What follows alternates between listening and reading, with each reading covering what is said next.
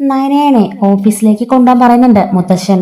ആദർശ് ചോദിക്കാണ്, അങ്ങനെ ഡിസൈൻ വരയ്ക്കുമ്പോൾ മാത്രം വന്നാൽ മതിയാ മുത്തശ്ശ, അല്ലാത്തപ്പം നയനെ അങ്ങോട്ടേക്ക് വരേണ്ട കാര്യമില്ല എന്ന് പറയുമ്പം അത് നീയല്ല തീരുമാനിക്കുന്നത്, നീ കമ്പനിയുടെ MD ഒക്കെ ആയിരിക്കാം, പക്ഷേ ഇപ്പോഴും ഇതിൻ്റെ സ്ഥാനത്തിരിക്കുന്നത് ഞാൻ തന്നെയല്ലേ എന്ന് ചോദിക്കുകയാണ്. അയ്യോ മുത്തശ്ശൻ, ഞാൻ അങ്ങനെയല്ല ഉദ്ദേശിച്ചത്, നയനയ്ക്ക് ഇവിടെ ജോലിയൊക്കെ ഉള്ളതല്ലേ, അതുകൊണ്ട് ഞാൻ പറഞ്ഞതെന്ന് പറയുമ്പം ഇത്രയും നല്ല കഴിവുള്ള ഒരാളെ ജോലി ചെയ്യാനെടുത്താൽ നിനക്ക് നാണമില്ല ആദർശ് എന്ന് ചോദിക്കുന്നുണ്ട്.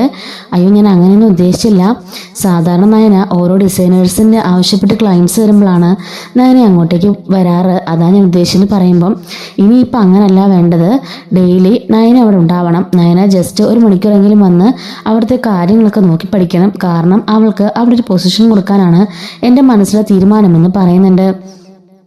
ആദർശ് പറയാണ്, ഞാൻ അതിനെക്കുറിച്ച് ഒരിക്കൽ സംസാരിച്ച നയനയോട് അവിടുത്തെ ഹെഡ് ഡിസൈനറായിട്ടുള്ള പോസ്റ്റ് കൊടുക്കാമെന്ന്. അപ്പം നയന പറഞ്ഞു എന്നോട് ഞാൻ ഇവിടെ ഇരുന്ന് വരച്ചോളാന്ന്, അതുകൊണ്ടാണ് മുത്തശ്ശ പിന്നെ അതിനെക്കുറിച്ചൊന്നും സംസാരിക്കാഞ്ഞത്, ഞാൻ അപ്പോയിൻമെൻറ്റ് ഓർഡറുമായിട്ട് ഇവിടെ വന്നതാണ് എന്ന് പറയുന്നുണ്ട്. അങ്ങനെ ഒരു സംഭവം ഉണ്ടായോ, എന്നിട്ട് ഞാൻ അറിഞ്ഞില്ലോ എന്ന് പറയുമ്പം സത്യ മുത്തശ്ശ അതങ്ങനെ ഉണ്ടായിരുന്നു, പക്ഷേങ്കിൽ നയനയാണ് താല്പര്യമില്ല എന്ന് പറഞ്ഞു വിട്ടേന്ന് പറയുന്നുണ്ട് കേട്ടോ. എന്തായാലും ഇന്ന് നയനമോളെയും കൂട്ടി നീ വേണം ഓഫീസിലേക്ക് പോകാനെന്ന് പറയാണ്. അപ്പം ഇവരുടെ സംസാരമൊക്കെ ജലജയിൽ കേൾക്കുന്നുണ്ട്. ശരി മുത്തശ്ശ, ഞാൻ നയനോടൊന്നും പറയട്ടെ, അവളോടൊന്ന് ഒരുങ്ങി വരാൻ പറയാമെന്ന് പറയുന്നുണ്ട്.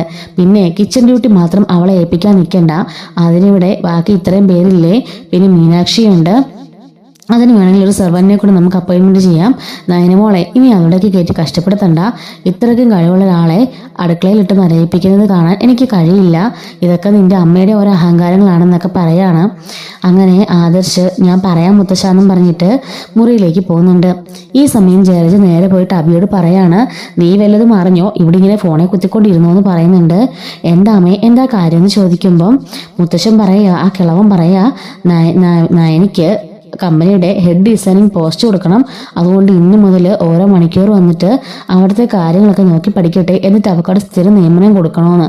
അപ്പം പിന്നെ നിൻ്റെയൊക്കെ സ്ഥാനം എവിടെയാടാ, നീയും അവിടുത്തെ ഒരു ഡിസൈനറായിട്ടല്ലേ നിൽക്കുന്നത്, അവളെ ഹെഡ് ഡിസൈനർ ആക്കുകയാണെന്നുണ്ടെങ്കിൽ നീ പിന്നെ അവളുടെ കീഴിൽ വർക്ക് ചെയ്യുന്ന ഒരു ഉദ്യോഗസ്ഥൻ മാത്രമായിരിക്കും, അതിലും ഭേദം ഇവിടെ കയറെ കെട്ടി തൂങ്ങി ചാവുന്നതാണ് എന്നൊക്കെ ഇങ്ങനെ ജലജ പറയുന്നുണ്ട്. അപ്പോഴേക്കും അബി പറയാണ്, ഓരോ രീതിയിലും അവളെന്നെ തളർത്തിക്കൊണ്ടിരിക്കുകയാണ്. ആ നവ്യാണെങ്കിലോ ഇപ്പം അവളുടെ കൂടെയാ, ഇപ്പം ഞാൻ പറഞ്ഞു ഒന്നും അവൾ വിശ്വസിക്കുന്നില്ല, നേരത്തെയൊക്കെ ഞാൻ എന്ത് നയനെക്കുറിച്ച് പറഞ്ഞാലും വിശ്വസിച്ച് എൻ്റെ കൂടെ നിൽക്കായിരുന്നു, പക്ഷേ ഇപ്പം അവൾക്കെല്ലാം മനസ്സിലായി, അതുകൊണ്ടിപ്പം കംപ്ലീറ്റ് ആയിട്ടും അവളുടെ കൂടെ അവൾ എന്ന് പറയുന്നുണ്ട്. ഇന്നലെ തന്നെ കണ്ടതല്ലേ ഡിസൈനിങ് ഒക്കെ അവൾക്ക് വേണ്ടി വാദിക്കുന്നത് എന്നൊക്കെ അബി പറയുന്നുണ്ട്. അതൊക്കെ ശരിയാ, എന്തെങ്കിലുമൊക്കെ ചെയ്ത് ഇവളെ ഇല്ലാതാക്കിയില്ലെങ്കിൽ നീ പിന്നെ അവിടെ നിന്ന് ഔട്ടായിരിക്കും എന്ന് പറയാണ്.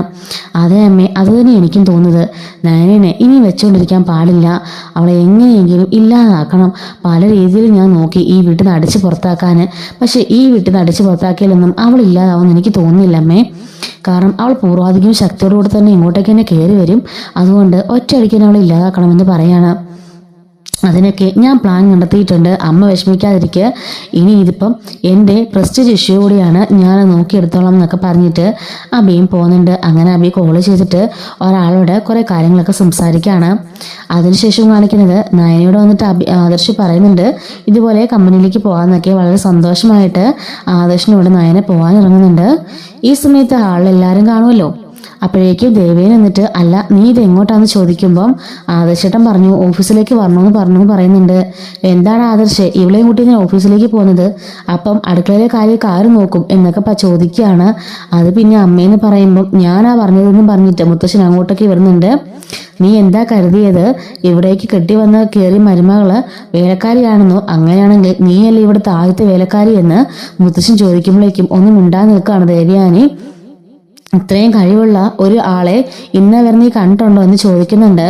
ഇന്നലെ ഞാൻ പോലും പറഞ്ഞു എൻ്റെ മോക്ക് ഒരു ഡിസൈനും വരയ്ക്കാൻ കഴിയില്ലെന്ന്, ഈയിടെ ആ ക്ലയൻസ് ഇപ്പം നീ ഓർക്കുന്നില്ലേ, ആ ഡിസൈൻ പോലും അവൾ വളരെ മനോഹരമായിട്ട് എത്ര പെട്ടെന്നാണ് വരച്ചെടുത്തത്, അതൊന്നും നീ മറന്നുപോയോ എന്ന് ചോദിക്കുന്നുണ്ട്. ഇത്രയും കഴിവുള്ള ഒരാളെ അടുക്കളയിട്ട് കഷ്ടപ്പെടുത്തണമെന്ന് പറഞ്ഞ് നിനക്ക് നാണമില്ല ദേവിയെ എന്ന് ചോദിക്കുകയാണ്.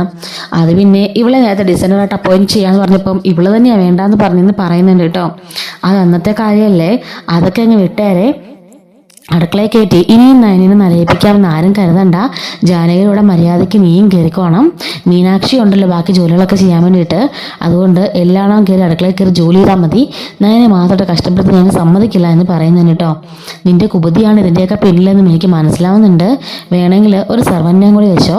അതല്ലാതെ നയനെ ഇനി അടുക്കളയിൽ കയറി കഷ്ടപ്പെടുത്താൻ ആരും കരുതണ്ട എന്നൊക്കെ മുത്തശ്ശൻ ഇങ്ങനെ വിളിച്ച് പറയുന്നുണ്ട്.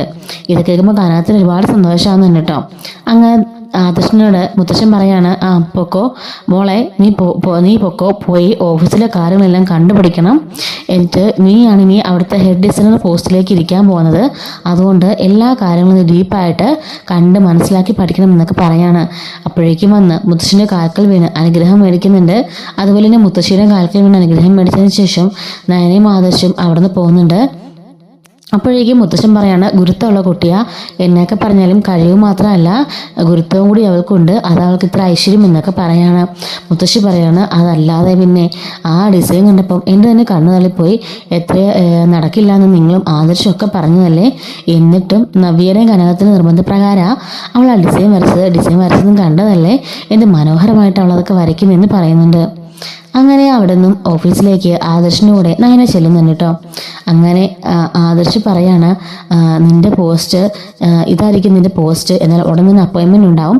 അതുകൊണ്ട് നീ ആ ഏരിയയൊക്കെ ഒന്ന് കണ്ടുപിടിക്കുകയും ഓഫീസ് മൊത്തം ഒന്ന് കണ്ടുപിടിക്കുകയൊക്കെ ചെയ്യണം. പിന്നെ ഇതാണ് നിനക്കുള്ള ക്യാബിൻ എന്നും പറഞ്ഞിട്ട് ഒരു ക്യാബിനൊക്കെ കാണിക്കുന്നുണ്ട്. അപ്പോൾ ഇതൊക്കെ കാണുമ്പോഴേക്കും നയന പറയാണ്, അതിൻ്റെയൊക്കെ ആവശ്യമുണ്ടോ ആദർശേട്ടാ, ഞാൻ വീട്ടിൽ തന്നെ ഇരുന്നാൽ പോരെ, ഇനി ഇങ്ങോട്ടേക്ക് വന്നെന്നും പറഞ്ഞിട്ട് അമ്മ വഴക്കുണ്ടാക്കിയില്ലേന്ന് ചോദിക്കുമ്പം മുത്തശ്ശനല്ലേ പറഞ്ഞത് ഇങ്ങോട്ട് വരാൻ വേണ്ടിയിട്ട്, അതുകൊണ്ട് നീ അമ്മയെ വഴക്കൊന്നും ഉണ്ടാക്കില്ല, നിന്റെ ക്യാബിനാണിത്, അതുകൊണ്ട് നീ എല്ലാം നോക്കി പഠിക്കണമെന്ന് പറയുന്നുണ്ട്. പിന്നെ നീ ശ്രദ്ധിക്കണം, അബിയാണ് നിന്റെ കീഴിൽ വരാൻ പോകുന്ന ആള്. അബിയും പവിത്രയൊക്കെ വേറെ കുറച്ച് ഡിസൈനേഴ്സൊക്കെ നിന്റെ കീഴിലേ വരുള്ളൂ. അതിന് ജലസി ഉറപ്പായിട്ടും അവന് കാണും, അതുകൊണ്ട് ശ്രദ്ധിക്കണം എന്ന് പറയുന്നുണ്ട്. ശരി ആദർശേട്ടാന്ന് പറഞ്ഞിട്ട് നയന അവിടെ ഇങ്ങനെ ഇരിക്കുന്നുണ്ട്. ആ കസേരയിലിരിക്കുമ്പോൾ നയനയ്ക്ക് വല്ലാത്തൊരു സന്തോഷം തോന്നുകയാണ്.